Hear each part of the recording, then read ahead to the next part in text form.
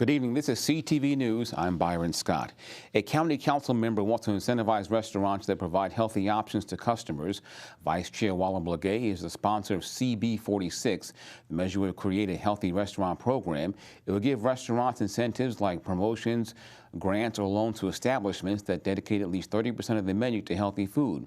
Blagay says the goal is to provide access to residents to more nutritious foods.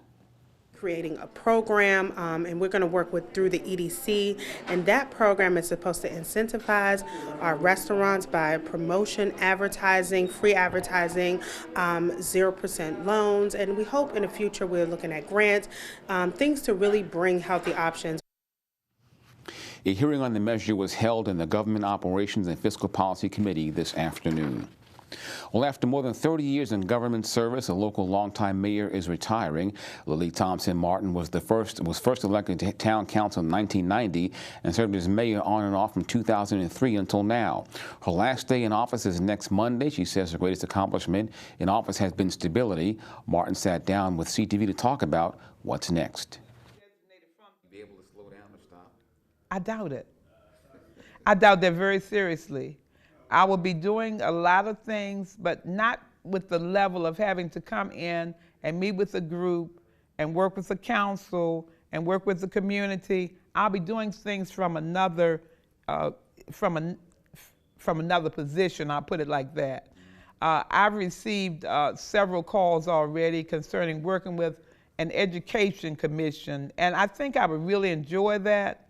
They're saying you don't have to spend a lot of time in meetings and on Zoom and everything, so I will see. But I received offers already. Now, a big retirement party is planned for Saturday, May 6th at the Homewood Suites on Basil Court in Largo. For more information, you can send an email to the address at the bottom of your screen. We'll have more with Mayor Martin on Monday. Well, Maryland Congressman Glenn Ivey wants to make it more difficult for teenagers to get their hands on assault rifles. He has introduced his first bill, the Raise the Age Act. Currently, an 18-year-old can legally purchase a semi-automatic rifle. Ivey's bill would ban sales of rifles having magazines with more than a 5-round capacity to anyone under age 21. He says several mass shootings in the U.S. were committed by people younger than 21 who legally purchased an assault rifle. I think we're trying to take an incremental approach.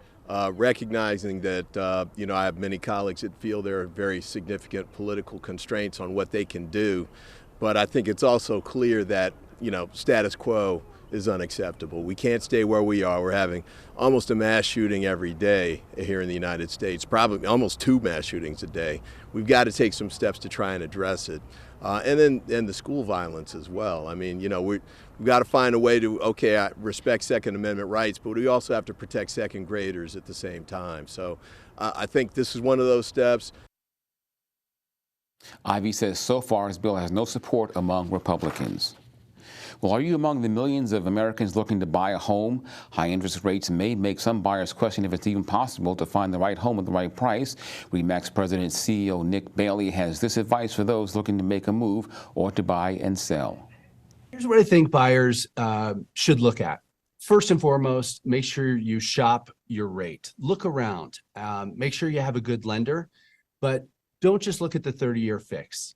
I think that's been at the forefront on people's minds the last couple of years because rates were so low.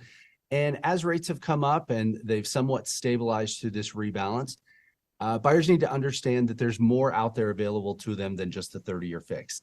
There are adjustable rate mortgages. There are first-time home buyer programs with lower rates. And so buyers need to know, don't take yourself out of the market just because the 30-year fix has come up. There are other options that can help you get into a home. And for more information on how to get the biggest bang for your buck, visit RE/MAX.com. And you're watching CTV News. I'm Byron Scott. Coming up, a second chance job fair for ex-offenders. We're in Seat Pleasant for the details. Next, stay with us. I am so glad to be back at the 3-day. And I walk for every single name on this flag we carry all 60 miles with us. I'm walking for my best friend, Leah. I walk because I must. I walk because I am a survivor. I walk because we want to save our children. I'm walking because I can, because cancer didn't win, it didn't beat me, I beat it, and so I showed up for this walk. Welcome back. Employ Prince George's hosted a second chance job fair in Seat Pleasant today. Several companies with job openings and resources for returning citizens were on hand. We spoke to a few of those businesses to learn what they had to offer. American Job Center, we offer everything, and I'm going to say everything that's in Prince George's County. Why? Because we are a hub. We're connected to every business that's here. In one way or another, we're a step in your process. We specialize in re-entry, which are citizens who are justice engaged. We provide them with automotive training for a 4-month program where they can acquire up to 10 automotive service excellence awards. Then we place them in gainful employment and give them an awarded card, which helps to reduce the recidivism rate. It's my understanding that Prince George's County has the highest returning citizens rate in the state of Maryland besides Baltimore City. So we want to make sure that we can meet the justice engaged individuals where they are. And if you're not able to attend the fair, you can head to the website on your screen to see all the businesses that were present. Well, Prince George's County is hosting its first Returning Citizens Summit this weekend. It's called Creating a Culture. Organizers say the event will provide a helping hand for attendees. It is super important because me being a returning citizen, I remember coming back home to Prince George's County and navigating like 10 years trying to find services and resources. This is a great day to say, hey, if you have any doubt on what to do moving forward, use this as to say, hey, BJ, Mike Williams, the director of the division, what can I do? And we'll make sure that we give you all the wraparound services and all the information that you need to make that 10 years that I went through to be shorter for you. The event, which is open to all county residents, will be held at the Prince George's County Community College Grand Theater from 9 until 2 p.m. Well, Maryland ranks 15th in the U.S. for financial hardship, according to a new national study. 2021 data collected from the United Way of Maryland shows that 10% of residents earn below the federal poverty level. Another 28% fell in what's called the ALS category, households earning above the poverty level but not enough to afford basics where they live. The agency says COVID-related assistance helped many families that were falling behind.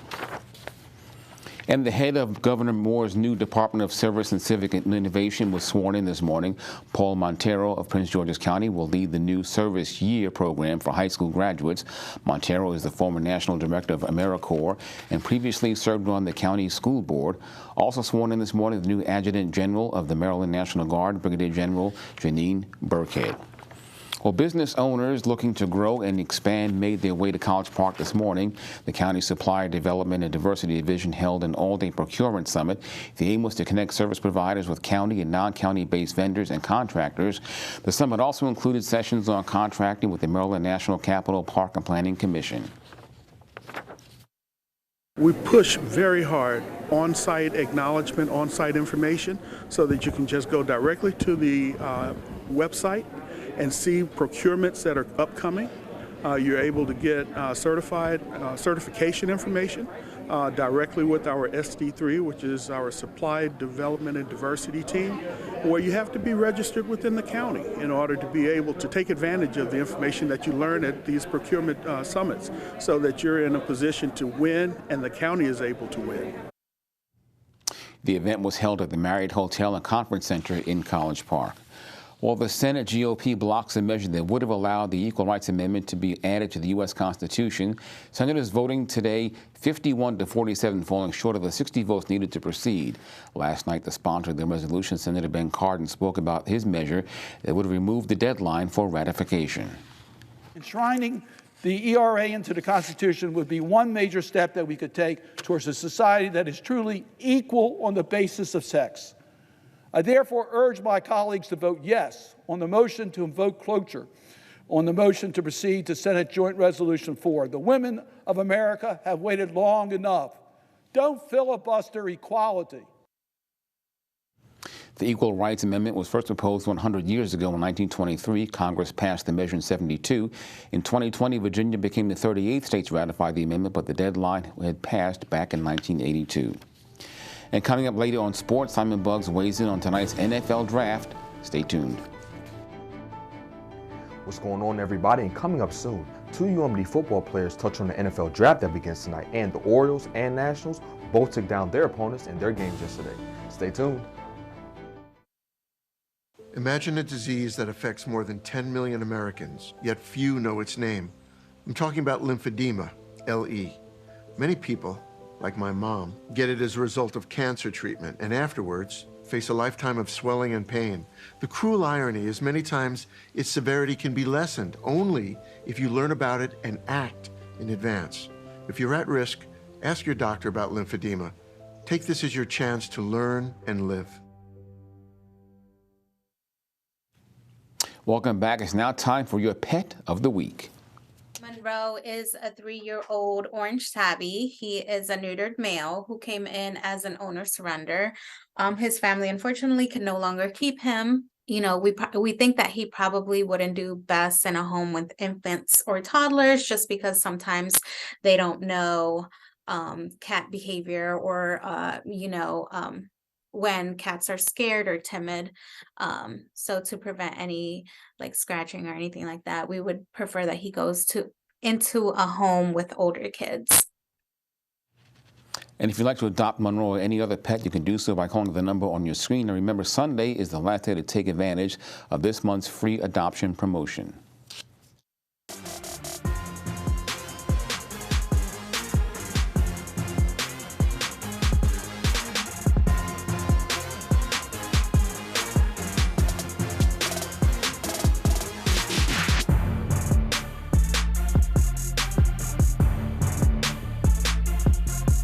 The day has finally come. The NFL draft begins tonight. Prospects from colleges all over will sit and wait in nervousness and excitement as their names could be called. Only the first round of the draft airs tonight, and there's a chance that a certain UMD player could be selected. Deontay Banks, a cornerback for the Terps, is projected to be a first-round pick. And judging by the season he had this past year, that is no surprise. This past year, Banks was an honorable mention of the All-Big Ten team, and he allowed the third lowest completion percentage in the Big Ten at 39%. Banks spoke to CTV about his draft projection. I don't really get into a lot of the mock drafts right now, but I'm just blessed to be able to be mocked as a first-round draft pick. You know what I'm saying? I'm just enjoying the process, to be honest. I'm just enjoying it, all the visits, seeing all the teams talking to scouts. It's cool. It's real good. While he's not projected to be a first-round pick, offensive tackle Jalen Duncan still has a shot to hear his name called during the draft. Duncan had a solid career as a Terp, being honorable All-Big Ten Conference pick in 2020, 2021, and 2022. Even though Duncan could be drafted, he believes he always has more work to put in. I mean, of course you're excited, all your hard work, things you put in throughout your lifetime, growing up, your years throughout college, high school, stuff like that. Your dreams are coming true. You really just got to keep working, really. That's really the only thing that you got to worry about, is just keep doing what you're supposed to be doing to succeed and make it to the next step. You're pretty much there. You got a couple more ways to go. Duncan also touched on what his draft weekend could possibly look like for him. Depending on if I get invited, to actually go there, and if I stay home, I'm probably gonna have a little get together with the family. Nothing too big, nothing too crazy. Just all just gonna sit down and wait to hear my name called. The NFL draft starts at 8 o'clock. Now for some MLB news, the Orioles completed their series against the Boston Red Sox last night, beating them 6-2. They will now look ahead to their series against the Detroit Tigers, which starts tonight at 6:40. The Nationals also won yesterday, beating the New York Mets for the second time in a row, 4-1.